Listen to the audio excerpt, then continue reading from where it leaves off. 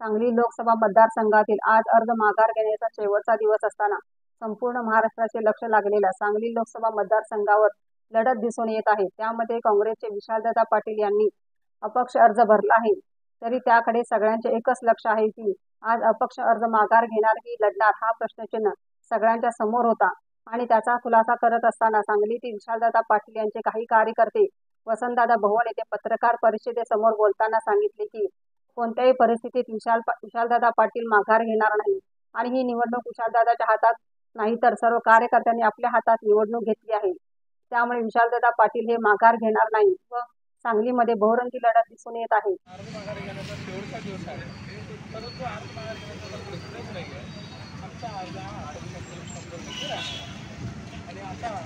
Election अर्ज माघार घ्यायचं का नाही आमच्या हातात राहिलेलं नाही।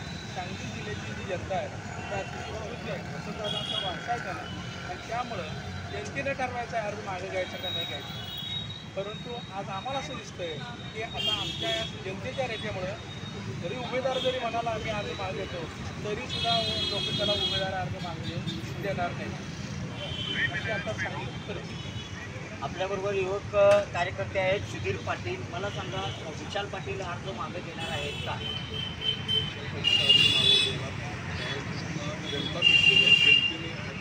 इलेक्शन कार्यकर्ते करलेले आहे त्या पद्धतीने जर मिळालं तर आम्ही इलेक्शन जिंकणारच आहोत। त्याच्याबद्दल आम्हाला काही त्याच्यामध्ये